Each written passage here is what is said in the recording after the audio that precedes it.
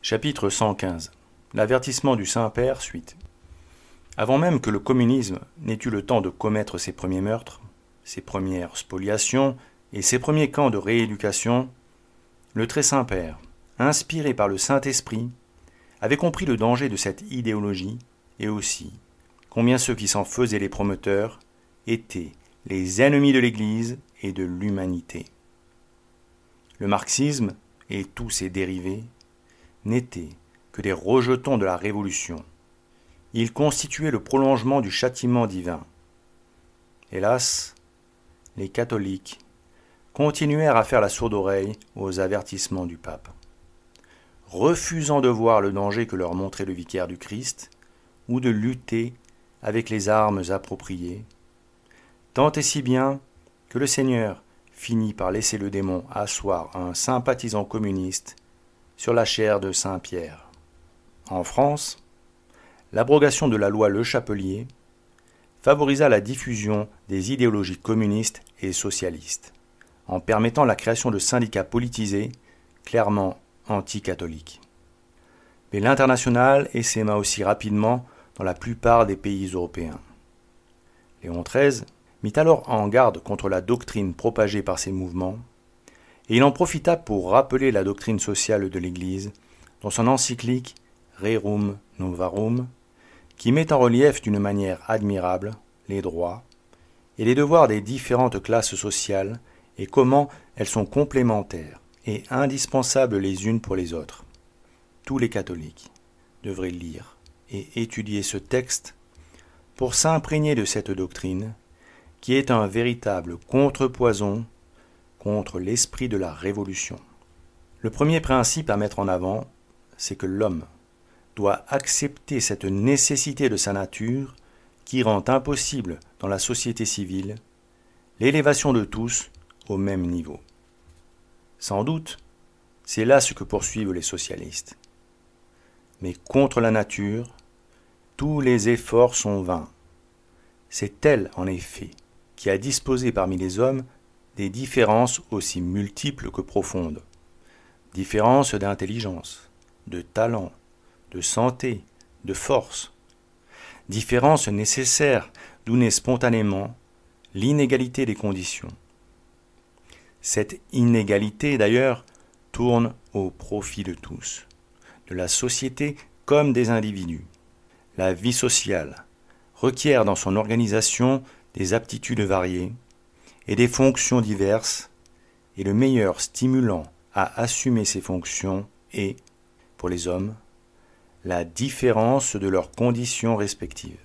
Pour ce qui regarde le travail en particulier, même dans l'état d'innocence, l'homme n'était nullement destiné à vivre dans l'oisiveté. Mais ce que la volonté eût embrassé librement, comme un exercice agréable, est devenu, après le péché, une nécessité imposée comme une expiation et accompagnée de souffrance. La terre est maudite à cause de toi, c'est par un travail pénible que tu en tireras ta nourriture tous les jours de ta vie.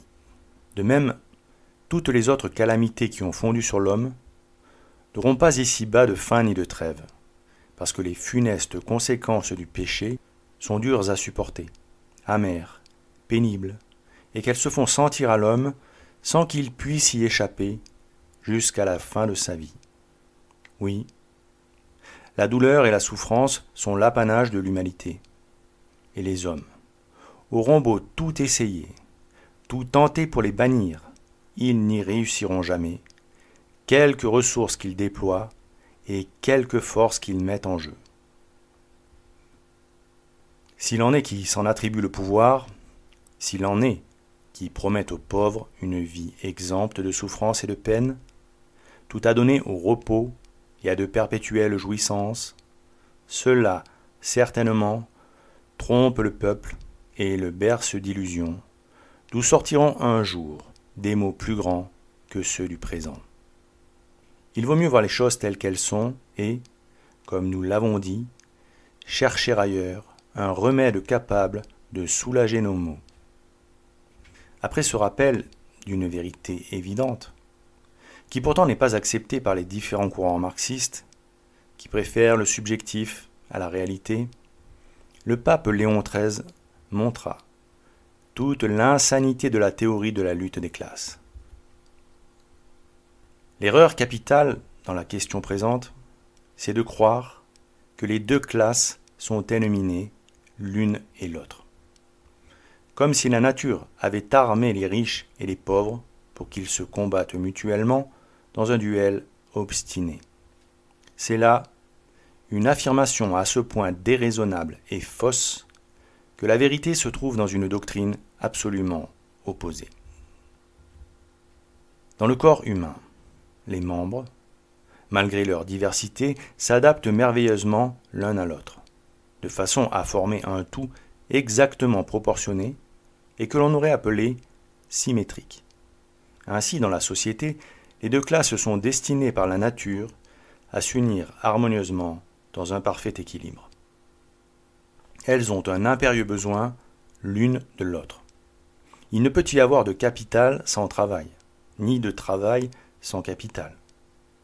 La concorde engendre l'ordre et la beauté.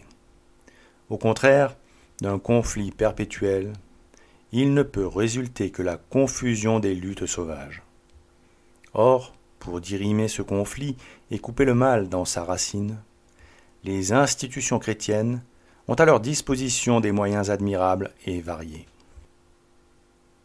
Et d'abord, tout l'ensemble des vérités religieuses, dont l'Église est la gardienne et l'interprète, est de nature à rapprocher et à réconcilier les riches et les pauvres, en rappelant aux deux classes leurs devoirs mutuels, et avant tous les autres, ceux qui dérivent de la justice.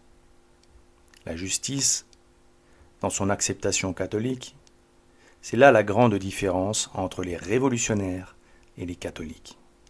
Pour satisfaire à la justice, il faut rendre au prochain ce qui lui est dû, ce qui implique un certain nombre de devoirs auxquels se soumet le catholique selon sa condition. Ce principe de justice sociale fut clairement énoncé par le pape Léon XIII. Parmi ces devoirs, voici ceux qui regardent le pauvre et l'ouvrier. Il doit fournir intégralement et fidèlement tout le travail auquel il s'est engagé par contrat libre et conforme à l'équité. Il ne doit point léser son patron, ni dans ses biens, ni dans sa personne.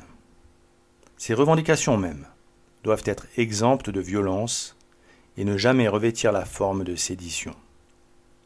Il doit fuir les hommes pervers qui, dans des discours mensongers, lui suggèrent des espérances exagérées et lui font de grandes promesses qui n'aboutissent qu'à de stériles regrets et à la ruine des fortunes.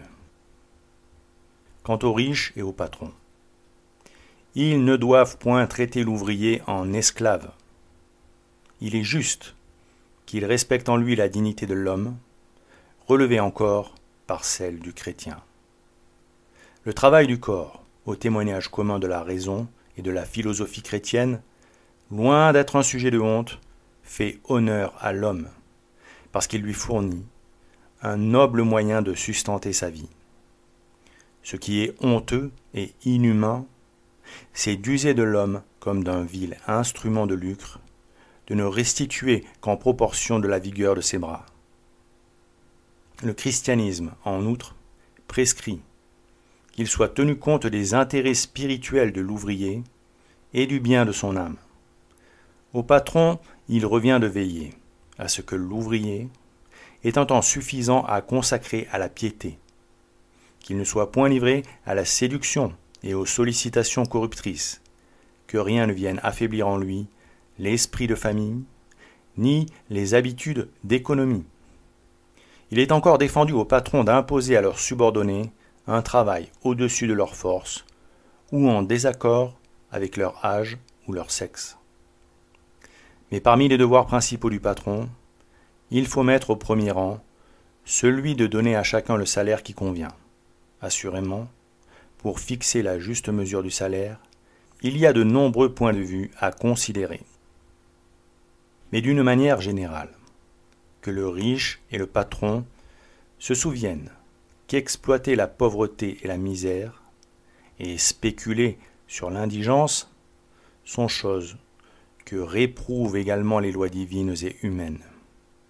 Ce serait un crime à crier vengeance au ciel que de frustrer quelqu'un du prix de ses labeurs. Voilà que le salaire que vous avez dérobé par fraude à vos ouvriers crie contre vous, et que leur clameur est montée jusqu'aux oreilles du Dieu des armées. Enfin, les riches doivent s'interdire religieusement tout acte violent, toute fraude, toute manœuvre usuraire qui serait de nature à porter atteinte à l'épargne du pauvre, d'autant plus que celui-ci est moins apte à se défendre et que son avoir est plus sacré, parce que plus modique. Combien sommes-nous loin de cet esprit de justice sociale? Combien le mauvais esprit égalitaire divise et apporte la colère et le mépris au lieu de la complémentarité. Les communistes soufflent sur les braises de la jalousie et de l'envie que les différences sociales suscitent en les faisant passer pour une injustice, en présentant comme expression de la justice le nivellement par le bas de la société, par la spoliation des biens privés qui permet de placer tous les hommes sur un pied d'égalité. Mais devant Dieu, les hommes sont déjà sur un pied d'égalité. Riches ou pauvres, le Seigneur leur demande la même chose: pratiquer la justice dans un esprit de charité, en se rappelant qu'ici-bas comme aux cieux, le juge et le roi, c'est notre Seigneur Jésus-Christ, et que le seul moyen d'accéder au salut, c'est de chercher le royaume de Dieu et sa justice, qui n'approuve pas que quelqu'un soit lésé de ses biens, comme l'expliqua le Saint-Père dans son encyclique. Certes, l'esprit matérialiste fait perdre de vue le cap du salut, car les seules choses qui attirent l'homme matérialiste sont les jouissances terrestres. Or, il n'en est jamais rassasié, car tout ce qui lui apporte ces satisfactions terrestres, ce sont des chaînes. Une seule chose peut rendre libre un homme, répondre à la grâce et accomplir le bien que Dieu lui offre de faire.